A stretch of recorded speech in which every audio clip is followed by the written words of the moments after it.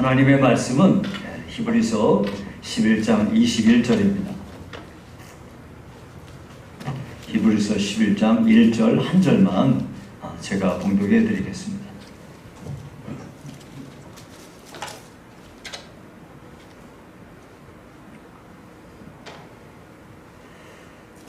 믿음으로 야곱은 죽을 때에 요셉을 각 아들에게 축복하고 그 지팡이 머리에 의지하여 경배하였으며 아멘.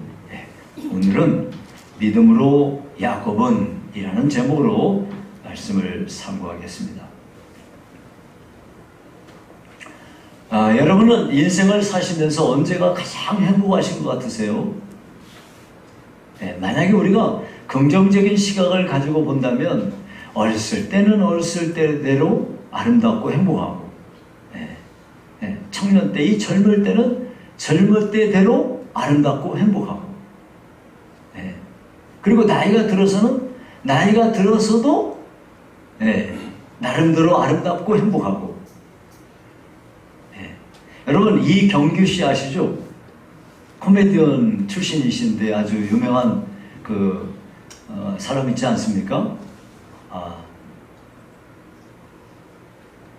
지금 30대로 가면 더 좋겠냐 이렇게 물었더니 자기는 지금 쭈글쭈글하고 나이가 들었어도 지금이 가장 좋다고 합니다. 예. 인생이 사람이 생각을 어떻게 하는가에 따라서 이 생각이 조금 저기 하면 나이야 가라 이런 노래나 부르고 그렇게 하지만은 나이야 가라 나이야 가라 그때는 그때대로 아름답고 근데 여러분이 생각하실 때 인생 가운데 언제가 제일 중요한 것 같습니까? 물론 시작도 중요하고요. 우리가 살아가는 어떤 과정이든지 그때그때가 다 중요하죠. 그런데 사람마다 생각의 차이가 있을 수 있지만 인생살이에서 가장 중요한 때가 언제일까? 그거는 마지막 때일 것 같다. 오늘 본문에 나오는 야곱은요 정말 파란만장한 인생을 산 사람이에요. 그런데 이 야곱이 그 끝이 참 아름다운 사람이에요. 끝이 아름다워요. 여러분 우리가 올 때는 다 순서가 있게 왔는데요 갈 때는 순서가 없어요. 누가 먼저 갈지 아무도 몰라요. 그래서 우리는 항상 자기의 마지막에 대한 생각을 가지고 살아야 되며 그리고 그 아름다운 그 마지막이 아름다웠으면 좋겠다는 소원을 항상 가지고 살아야 되고 실제로 그 마지막이 아름답기 위해서 우리가 준비를 해야 되겠다. 자, 오늘 이 야곱에 대해서 이 문제를 살펴보면서 우리가 하나님이 우리에게 주시는 말씀을 깨닫기 원합니다. 먼저는요, 야곱은 요셉의 두 아들을 믿음으로 축복했다는 거예요. 자, 야곱이 이제 자기의 죽음이 임박해진 것을 알고요, 요셉을 불러서 말했습니다. 장세기 47장 29절 30절에 보니까 이제 내가 네게 은혜를 입었거든 청하노니 네 손을 내 허벅지 아래에 넣고 인애와 성실함으로 내게 행하여 애굽에 나를 장사하지 아니하도록 하라. 내가 조상들과 함께 눕거든 너는 나를 애굽에서 메어다가 조상의 묘지에 장사하라. 자, 여러분 이게 무슨 이야기냐면요, 지금 요셉은 그 당시 최고 강대국인 애굽의 총리지 않습니까? 왕 다음에 높은 사람이에요. 그런데 그 요셉을 야곱이 자기 아들을 불러다가 자기 허벅지 아래에 손을 넣고, 이게 무슨 얘기냐면은 예전에는 고대 시대에는 맹세를 시킬 때 이렇게 손을 허벅지에 넣었다 이거. 그리고 맹세를 시켰어요. 그 뭐라고 맹세를 시켰냐면 내가 여기서 죽거든 지금 애굽에서 살고 있으니까 나를 애굽에다가 매장하지 말고 우리 선영들이 있는 이 가나안 땅 거기에다가 나를 묻어달라 하고 당부를 하고 그것을 맹세시킵니다. 그리고서 그 뒤에 야곱이 병이 들어가지고 자리에 눕게 됐는데 이 소식을 들은 요셉이 급히 두 아들 므낫세하고 에브라임을 데리고 야곱에게로 왔습니다. 자, 그러니까 므낫세랑 에브라임은 누굽니까? 야곱의 손자죠. 손자. 큰 손자가 므낫세고 작은 손자가 에브라임입니다. 그리고 이 요셉에게 그 이야기를 들은 이 야곱이 힘을 다해서 침상에서 일어나 앉았습니다. 그리고는 요셉에게 자기가 지난 날에 형 에서의 낯을 피해서 고향을 떠나가지고 혈혈 단신으로 외삼촌 라반의 집에까지 갔는데 그 하란까지 갈 때 그 루스라고 하는 땅에서 밤이 어두워져가지고 거기에 누워서 돌을 벽에 하고 잠을 자는데 하나님께서 그때 꿈에 나타나셔서 복을 주셨어요. 뭐라고 하셨느냐? 창세기 48장 4절에 보니까 내가 너로 생육하고 번성하게 하여 내게서 많은 백성이 나게 하고 내가 이 땅을 내 후손에게 주어 영원한 소유가 되게 하리라. 이 땅이 어떤 땅인데요? 바로 가나안 땅입니다. 이 가나안 땅을 주겠다고 한 거는 그 야곱의 아버지 이삭에게도 하나님이 약속하셨고 이삭의 아버지 아브라함에게도 약속하셨던 거예요. 그 약속을 다시 하나님께서 이렇게 야곱에게 하셨던 겁니다. 야곱은 자기가 가장 외롭고 힘들 때 찾아오셔서 그 말씀을 하신 하나님의 이 약속을 마음속에 평생 새기고 잊지 않고 살았어요. 그래 이제 두 손자를 데리고 왔는데 야곱이 요셉에게 뜻밖의 말을 합니다. 창세기 48장 5절 6절을 보니까 내가 애굽에서 와서 네게 이르기 전에 애굽에서 네가 낳은 두 아들 에브라임과 므낫세는 내 것이라 르우벤과 시므온처럼 내 것이 될 것이요 이들 후에 내 소생은 내 것이 될 것이며 그들의 유산은 그들의 형의 이름으로 함께 받으리라. 자, 이게 무슨 얘기입니까? 여러분 여기 보니까 지금 요셉이 애굽에 와서 살고 총리가 되었을 때 그러고 나서 7년 풍년이 있고 그리고 이제 7년 흉년이 있게 됐는데 7년 풍년 그 기간 동안에 총리가 됐을 때 결혼을 했어요. 그래가지고 이 풍년 기간에 두 아들을 낳았습니다. 그리고 풍년이 다 지나고 흉년이 시작되어 2년째 됐을 때 그때 야곱의 70인 가족들이 애굽으로 내려오게 됩니다. 그래서 이렇게 말하는 거예요.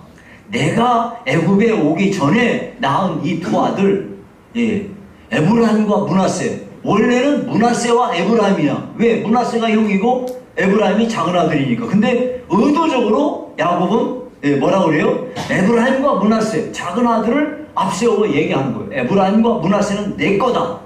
마치 야곱에게 제일 큰 아들이 르우벤이거든요. 그 다음 둘째 아들이 시므온이에요. 그래서 첫째, 둘째처럼 르우벤과 시므온처럼 내 것이 될 것이다. 그 말이 뭔 얘기냐면 네 두 아들은 내 12아들에 편성될 거야. 이게 어떻게 들었냐면 원래 야곱에게는 12명의 아들이 있는데 그 중에 레위라고 하는 아들이 있어요. 그 레위라고 하는 아들은 나중에 하나님 앞에 제사 드리는 일을 위해서 빼요. 그럼 11만 남잖아요. 그 11 중에 요셉이 있잖아요. 그러니까 요셉에게 두 아들을 요셉은 빼고 그 두 아들이 요셉 대신으로 들어가는 거야. 왜 이렇게 하냐? 왜? 그런 것도 이제 얘들 다음에 낳는 건 다 네 거야. 이렇게 말한 거예요. 이것은 무슨 이야기냐면요. 요셉에게 장자권을 주겠다 그 말이에요. 고대 근동에서는요. 장자권을 가진 아들에게는 다른 형제들보다 2배의 재산을 줍니다. 그러니까 야곱이 요셉의 두 아들을 자기의 12아들에 편성시키겠다. 그 말은 요셉을 장자의 위치에 놔두겠다 하는 이야기입니다. 원래 자연적인 순서로 따르면 요셉은요 11번째 아들이에요. 그러니까 절대 장자권을 가질 수가 없어요. 그런데 르우벤은요 장자의 명분을 상실하게 되었어요. 왜 그러냐면은 역대상 5장 1절에 이렇게 말합니다.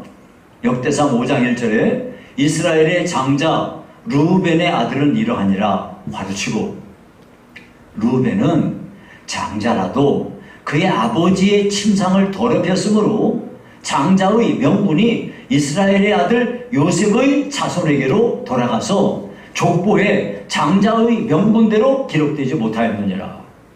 여러분 이게 뭔 얘기냐면요, 야곱에게는 이 4명의 부인이 있잖아요. 그 중에 이 첩으로 얻은 부인이 있잖아요. 그게 빌하가 있어요.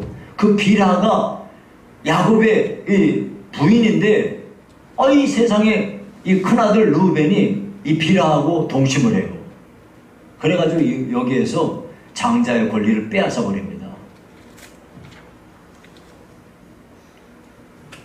이와 같이 우리가 르우벤이 장자의 권리를 잃고 요셉의 두 아들에게 그와 같은 권리를 주게 되었는데, 창세기를 통해서 보니까 요셉은요 애굽으로 그 노예로 팔려간 뒤에도 오직 전능하신 하나님만 의지하면서 믿음으로 살았어요. 늘 하나님과 동행했다는 이야기가 성경에 계속 기록되고 있습니다. 그러니까 세상 나라의 축복이라는 것은 자연적인 출생 순서에 따라서 받는 것이지만은, 하나님 나라의 축복이라는 것은 그런 자연적인 순서에 따르는 것이 아닌 걸 알 수가 있어요. 우리는 요셉을 통해서 하나님 나라의 축복이라는 것은 하나님을 얼마나 사랑하는가, 하나님께 얼마나 충성하는가, 하나님을 위해서 얼마나 헌신하는가, 여기에 달려있다는 것을 알 수가 있습니다. 그럼에도 불구하고 하나님의 구원하심의 역사는 오직 하나님의 절대적인 주권에 달려있는 거예요. 하나님 마음대로 하시는 겁니다. 그래서 야곱이 요셉의 두 아들을 보고 말했어요. 이들이 누구냐? 그 요셉이 말했습니다. 이들은 하나님이 여기서 내게 주신 아들들이니이다. 그래서 야곱이 말했어요. 그들을 데리고 내 앞으로 나오라. 내가 그들에게 축복하리라 그랬어요. 이때 야곱은 나이가 많아가지고 시력이 약해진 탓에 잘 못 보고 있어요. 그래서 요셉이 두 아들을 데리고 아버지 앞으로 가니까 야곱이 그들에게 입을 맞추고 안으면서 말했어요. 창세기 48장 11절에 내가 네 얼굴을 보리라고는 생각하지 못하였더니 하나님이 내게 네 자손까지도 보게 하셨도다. 이거 뭔 얘기예요? 그 요셉의 형들이 요셉 미워가지고 죽여버리려고 했는데 그냥 애굽의 노예로 팔아버리잖아요. 노예로 팔아버리고서는 아버지한테 와서 요셉의 옷에다가 짐승 잡아가지고 피 묻혀놓고 이거 아버지 아들 옷 맞아요? 그렇게 해가지고 아이고 내 아들이 짐승에게 뜯겨 죽었네 그러면서 막 울고 하고 그 오랜 세월 동안 야곱이 요셉 때문에 슬퍼하며 괴로워했습니다. 그렇게 해서 하는 말이에요. 내가 네 얼굴을 보려고는 생각도 못했는데 이제 내가 하나님이 나한테 내 자손까지도 보게 하는구나 하고 말씀한 거예요. 그러자 요셉은 아버지에게서 두 아들을 물러나게 하고 땅에 엎드려 아버지 야곱에게 절하고서요. 그리고 두 아들을 아버지 앞에 축복받게 하려고 데리고 갑니다. 자 이제 오른손으로는 작은 아들 에브라임을 딱 잡고 이렇게 아버지 앞으로 가면 아버지 왼손에 달 거 아니에요? 아버지 왼손에는 작은 아들이 닿도록 자기 오른손으로 작은 아들을 딱 잡고 가고, 또 한 손으로 왼손으로는 자기 아버지 오른손에 달 수 있잖아요. 그러니까 왼손에는 자기 큰아들 므낫세를 딱 데리고 아버지 앞으로 갔어요. 그래서 이제 축복기도 받게 하려고 딱 이게 놨습니다. 그러니까 정상대로 손을 딱 얹으면 어떻게 돼요? 오른손으로는 큰아들 므낫세를 축복하고 왼손으로는 작은 아들 에브라임을 축복할 거 아니에요? 근데 이게 웬일입니까? 야곱의 손을 이렇게 하는, 아니 오른손을 작은 아들 에브라임한테 딱 대고 왼손을 큰아들 므낫세한테 딱 대고, 그러니까 야곱이 놀라가지고 아버지, 그거 아니에요. 얘가 큰아들이에요. 그랬더니, 창세기 48장 19절 20절에 이렇게 말합니다. 나도 안다, 내 아들아, 나도 안다. 그도 한 족속이 되며 그도 크게 되려니와 그의 아우가 그보다 큰 자가 되고 그의 자손이 여러 민족을 이루리라 하고 이스라엘이 너로 말미암아 축복하기를 하나님이 내게 에브라임 같고 므낫세 같게 하리라 하고 말했어요. 작은 아들인데 원래 순서대로 하면 므낫세 에브라임 해야 되는데 에브라임 므낫세 이렇게 말하면서 작은 아들을 이렇게 축복하게 됩니다. 그래서 여러분 실제로 에브라임은 그 예언에 따라서 에브라임 후손이 크게 번성해 가지고요, 나중에 이스라엘이 남과 북으로 갈라지잖아요. 남쪽에는 2지파, 북쪽에는 10지파 해가지고 남북이 갈라져요. 근데 북지파가 북이스라엘이잖아요, 이름이. 근데 북이스라엘을 얘기할 때 에브라임이라고 그래요. 북이스라엘의 10지파의 대표 지파가 누구냐? 에브라임 지파예요. 하나님께서 그렇게 복을 주셨습니다. 더군다나 이 에브라임 지파에서 이스라엘을 인도하는 여호수아가 나옵니다. 하나님이 그렇게 복을 주신 거죠. 그렇다면 왜 야곱은 요셉이 아버지 아니요, 얘가 큰아들이니까 얘한테 해주시오요 이렇게 하는데 왜 요셉이 그렇게 간곡한 부탁을 하는데도 불구하고 작은 아들 에브라임에게 이렇게 장자의 권세를 그에게 내어주었을까? 그거는요, 여러분 성경에 종종 그런 게 나타나요. 자, 우리가 이해가 잘 안 되는데 장자 대신 차자를 선택하여 하나님의 구원의 역사를 이루어 가시는 경우들이 종종 있습니다. 이유가 뭘까요? 사실 우리는요, 왜 하나님께서 장자 대신 차자를 선택하여 하나님의 뜻을 이루는 일에 쓰시는지 우리가 그걸 잘 몰라요.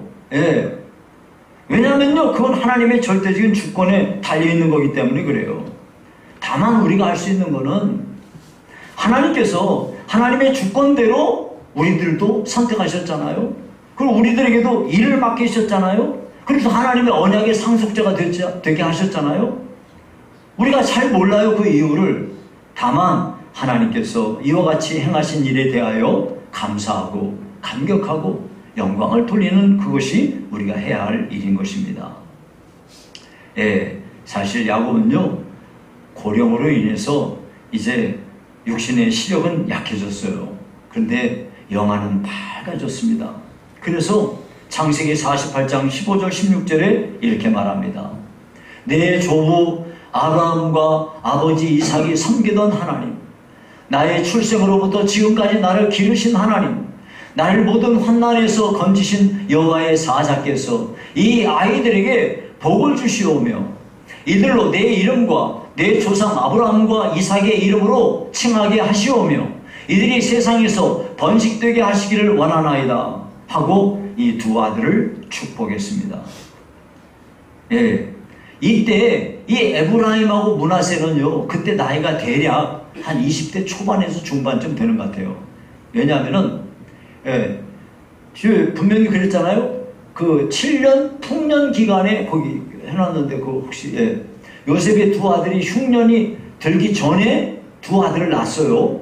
그리고 흉년이 될 때 2년째 낳았단 말이에요. 그때 나이가 2년째 되는 때에 야곱이 애굽으로 내려왔어요. 그때 야곱의 나이가 130살이에요. 그리고 17년 살았거든요. 지금 이제 죽으려고 할 때가 몇 살에 죽느냐면 147세에 죽어요. 그러니까 애굽에서 17년을 산 거예요.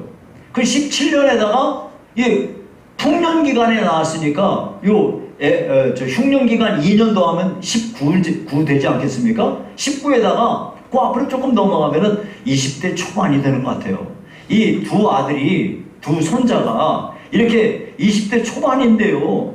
세상적으로 보자면 총리의 아들이니까 복 받았어요, 안 받았어요? 복 받았고요, 말고요. 뭐가 부족하겠습니까?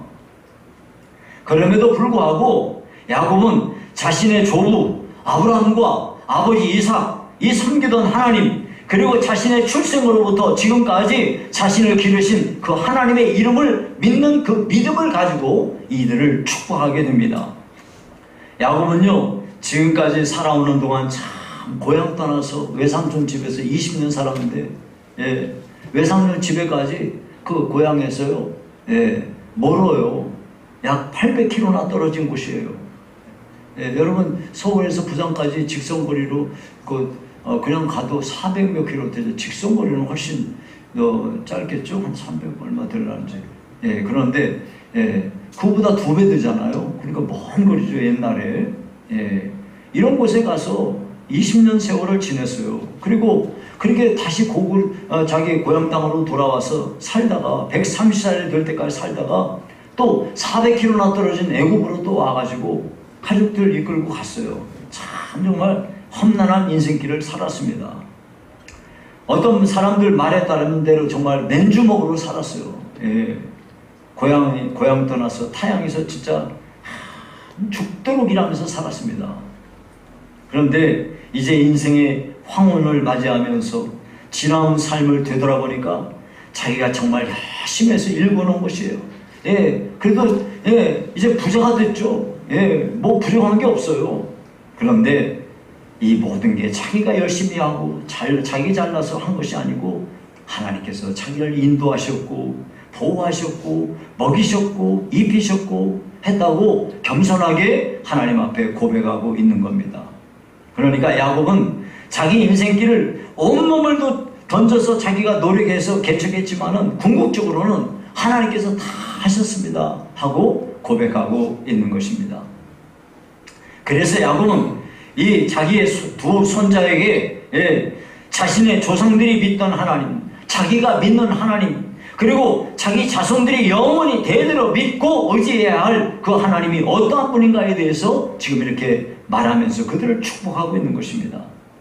그러니까 야곱은 요셉의 두 아들, 즉 에브라임과 므낫세가 애굽에서 총리의 아들로서 누리는 그 영화와 부귀보다도 하나님을 믿고 그분을 의지하며 사는 것이 더 복된 것이라는 것을 이렇게 나타내면서 믿음으로 축복하고 있는 것입니다.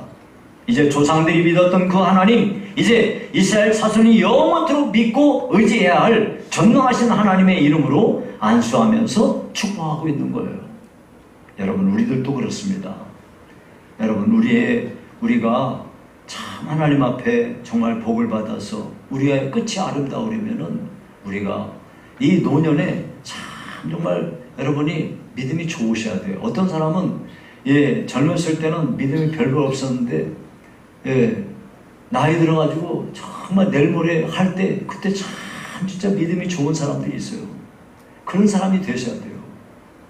그리고 자기가 하나님이 부르실 때 그 부르심 앞에 나아가기 전에 자기 자식들을 불러다가 하나님의 은혜를 힘입어 그들을 축복하고 다 안수하고, 우리 하나님, 내가 믿은 내 평생 동안 나를 인도하신 하나님이 너와 함께 하길 바란다고 축복기도 하고 다 세상을 떠나야 되지 않겠습니까?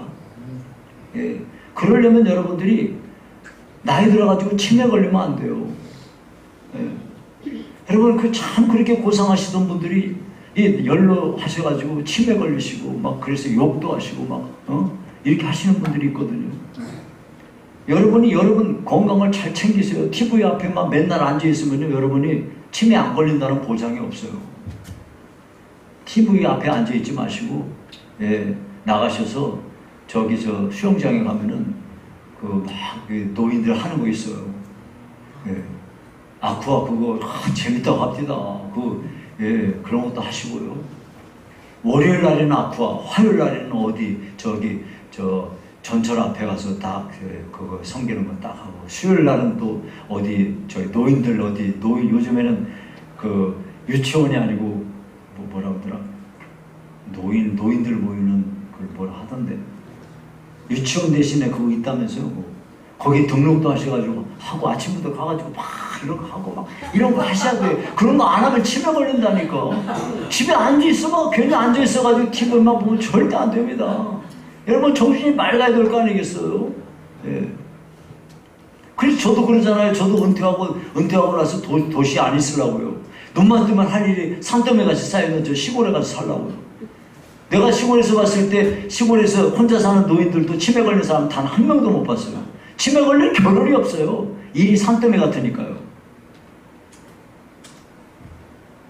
맑은 정신으로 자기들 불러다가 하나님의 이름으로 축복하고 그렇게 세상을 떠날 수 있다면 얼마나 좋겠습니까?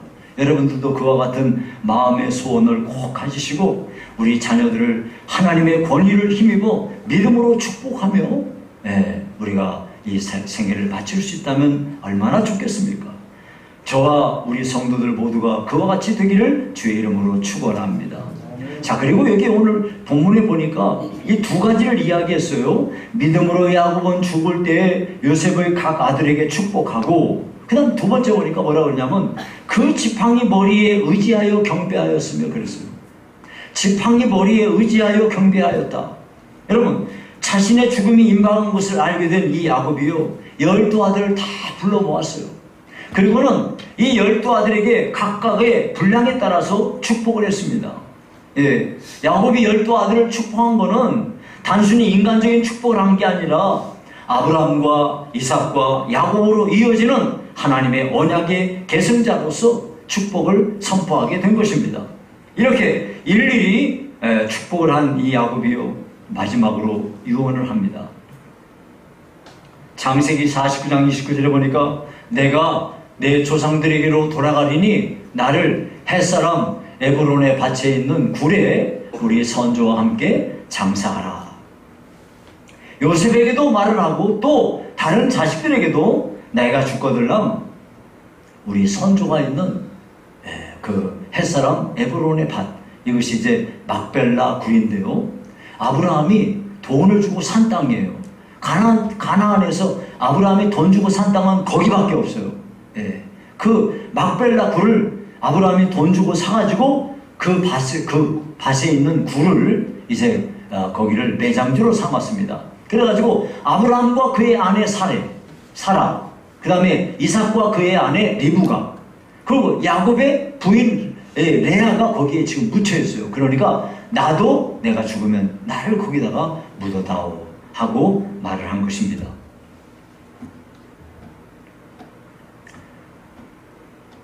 야곱은 막벨라 굴에 자신을 매장해달라고 그렇게 말을 하게 됐는데, 그것은 자기 자신이 하나님의 그 영원한 언약을 늘 바라보며 살았기 때문입니다. 그러니까 발은 애굽 땅에 딛고 살고 있지만 마음은 항상 거기 있는 거예요.